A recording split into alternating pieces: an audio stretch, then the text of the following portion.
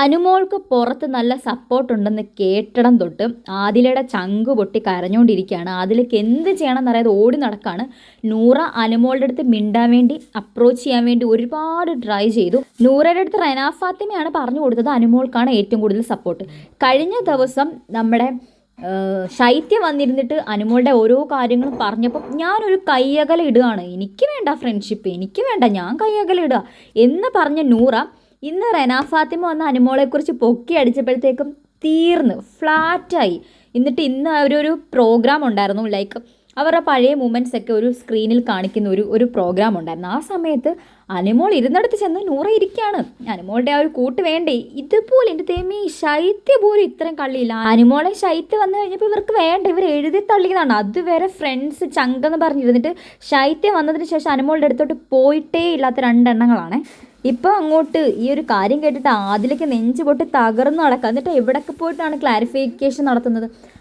അഭിലാഷിൻ്റെ അടുത്ത് പോയി ക്ലാരിഫിക്കേഷൻ നടത്തുന്നു, ജിഷിൻ്റെ അടുത്ത് പോയി ക്ലാരിഫിക്കേഷൻ നടത്തുന്നു. അവർക്ക് എവിടെയൊക്കെ ക്ലാരിഫിക്കേഷൻ നടത്താം അവിടെ എല്ലാം പോയി ക്ലാരിഫിക്കേഷൻ നടത്തുകയാണ്. അനുമോള് ചെയ്താണോ തെറ്റ്, ഞാൻ ചെയ്താണോ തെറ്റ്, ഇതാണ് ഇവർക്ക് അറിയേണ്ടത്. അനുമോള് ഞങ്ങളുടെ അടുത്ത് വരുന്നില്ല, മിണ്ടുന്നില്ല, ഇങ്ങനത്തെ കുറേ കാര്യങ്ങൾ പറഞ്ഞ് ശൈത്യ വിചാരിക്കുക ഇവളുമാരെ ഇത്രയും ദിവസം എൻ്റെ അടുത്ത് പറഞ്ഞുകൊണ്ടിരുന്നത് അനുമോളുടെ അടുത്ത് മിണ്ടരുതെന്നല്ലേ, പിന്നെന്തിനാണ് ഇവൾ ഈ മലക്കം അറിയുന്നത് ശൈത്യ വിചാരിച്ചാണ്. ശൈത്യക്ക് എന്തോ ഇവളുമാർ ജയിക്കണം എന്നല്ലല്ലോ, അനുമോളോട് മിണ്ടരുതെന്നല്ലേ ശൈത്യക്കുള്ളൂ.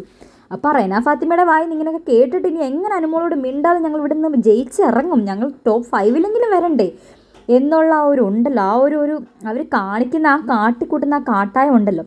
അകത്ത് നിൽക്കുമ്പോൾ നമ്മുടെ മുൻപിൽ ഷവറിൻ്റെ മുൻപിൽ അനുമോൾ അവരോട് അങ്ങോട്ട് ചെന്ന് മിണ്ടാത്ത ഒരാൾ. പക്ഷേ ഇന്നലെ വെറുതെ ഇരുന്നിട്ട് അനുമോളെ അങ്ങോട്ട് ഇട്ട് കൊടുക്കായിരുന്നു ആദില. എന്നിട്ട് ഇന്നലെ അവരുടെ പ്ലാനിങ് അനുസരിച്ചിട്ട് അക്ബറാണ് പറയുന്നത്, അക്ബറും മറ്റേ അപ്പാനോട് പ്ലാൻ ചെയ്യാണ് അനുമോളുടെ അടുത്ത് ബിൻസിയുടെ കാര്യം ചോദിക്കണമെന്ന്. എന്നിട്ട് ബിൻസിയുടെ കാര്യം അനുമോളുടെ അടുത്ത് ചോദിക്കുമ്പം നിൻ്റെ പേര് അവൾ പറയും, ആ സമയത്ത് നീ ഇങ്ങനെയൊക്കെ വേണം റിയാക്ട് ചെയ്യാൻ എന്നുള്ളത് അപ്പാന് ഇൻസ്ട്രക്ഷൻ കൊടുക്കുകയാണ് ശൈത്യക്ക്. എന്നിട്ട് അവിടെ കയറി നിന്ന് മലക്കം പറഞ്ഞ എല്ലാ അനുമോളുടെ തലയിൽ മാത്രം എടുത്തിട്ട് അതിനകത്ത് വേറൊരാളുണ്ട്, ഈ സരിക എന്താ അവിടെ കാട്ടിക്കൂട്ടുന്നത്? സരികയ്ക്ക് ഒരു ബന്ധവും ഇല്ലാത്ത കാര്യമാണ് സരിക എല്ലാത്തിനകത്തും കയറി ഓവർ റിയാക്ട് ചെയ്യുന്നത്. പക്ഷേ നിങ്ങൾ അറിയാത്തൊരു കാര്യമുണ്ട്, ഈ അപ്പാനി ബിൻസി വിഷയത്തിൽ ആദ്യമായിട്ട് സംസാരിക്കുന്നത് സരികയെ രേണുവും കൂടെ. അത് മറ്റേ ഒരു രേവതിയുടെ ഒരു ബിഗ് ബോസ് റിവ്യൂ ചെയ്യുന്ന രേവതി, പിന്നെ അതേപോലെ സീക്രട്ട് ഏജൻറ്റ്, ഇവരൊക്കെ പറഞ്ഞൊരു വീഡിയോ എന്ന് വെച്ചാൽ ഇവരിങ്ങനെ സംസാരിച്ചതിൻ്റെ വീഡിയോസ് ഇവർ റിവ്യൂ ചെയ്തിരിക്കുന്നത് ഇപ്പം ഭയങ്കരമായിട്ട് ഓടി നടപ്പുണ്ട്. അപ്പം അത് ഈ സരിക ചെന്നൊന്ന് കാണണം, ഈ റിവ്യൂ, അല്ലെങ്കിൽ ആ സരിക എന്താണ് പറഞ്ഞിരിക്കുന്നതെന്നുള്ള കാര്യത്തെക്കുറിച്ച് സരികയ്ക്ക് ഇവിടെ ആരെങ്കിലും ഒന്ന് അയച്ചു കൊടുക്കണം. അതേപോലെ ഇവരിപ്പോൾ ചോദിക്കുന്നത് ഞങ്ങൾ എന്ത് ചെയ്തു, ഞങ്ങൾ ഒരു തെറ്റും ചെയ്തിട്ടില്ല. സത്യം പറഞ്ഞാൽ ഇവരെ പോലെ 2 ഓന്തുകളെ അനുമോള് ജീവിതത്തിൽ അടുപ്പിക്കരുതെന്നേ പറയാനുള്ളൂ. അത്രയ്ക്കും കടന്ന് കഷ്ടപ്പെടുക അനുമോളുടെ അടുത്ത് എങ്ങനെയെങ്കിലും ഒന്ന് മിണ്ടാൻ വേണ്ടിയിട്ട്. കാരണം അനുമോൾക്കല്ലേ സപ്പോർട്ട്.